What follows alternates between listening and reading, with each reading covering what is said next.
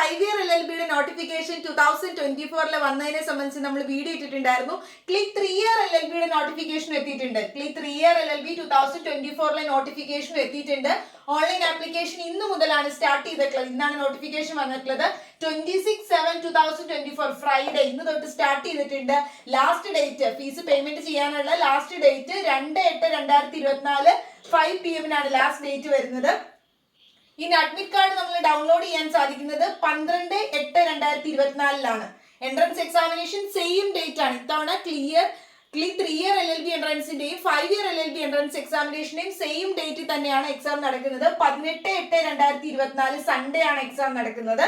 ഇനി വെന്യൂ നമുക്ക് അഡ്മിറ്റ് കാർഡിൽ ഉണ്ടാവും. അഡ്മിറ്റ് കാർഡിൽ നമ്മൾ അപ്ലൈ ചെയ്യുന്ന സമയത്ത് ഏത് ജില്ലയാണോ നമ്മൾ വെച്ചത് അതനുസരിച്ചിട്ടായിരിക്കും നമുക്ക് വെന്യൂ എക്സാം എഴുതാനായിട്ടുള്ള സ്ഥലം നമുക്ക് കിട്ടുന്നത്. അത് അഡ്മിറ്റ് കാർഡിൽ ഉണ്ടാകും. അതനുസരിച്ച് പോയി നമ്മൾ എക്സാം എഴുതിയാൽ മതി. എക്സാം എഴുതുമ്പോൾ അപ്ലൈ ചെയ്യുമ്പോൾ വേണ്ട ഡോക്യുമെന്റ്സ് എന്തൊക്കെയാണ്, നിങ്ങൾ റിസർവ്ഡ് കാറ്റഗറിയിലുള്ളവരാണെങ്കിൽ എന്തൊക്കെ ഡോക്യുമെന്റ്സ് ആണ് വേണ്ടത്, അതിനെ സംബന്ധിച്ച് ഒരു വീഡിയോ നമ്മൾ ഇട്ടിട്ടുണ്ട്.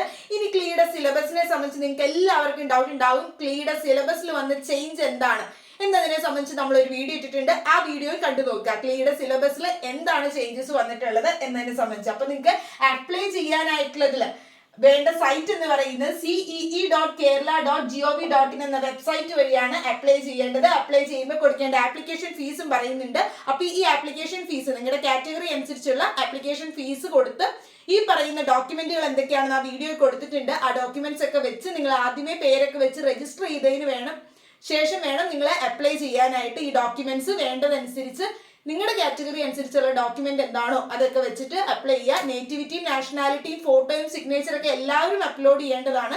ബാക്കിയുള്ളത് നിങ്ങളുടെ കാറ്റഗറി അനുസരിച്ചുള്ള ഡോക്യുമെന്റും വെച്ച് നിങ്ങൾ അപ്ലൈ ചെയ്യുക. അപ്പൊ എക്സാം 18 തന്നെയാണ്. All the best. എല്ലാവരും നല്ല രീതിയിൽ പ്രിപ്പയർ ചെയ്യുക.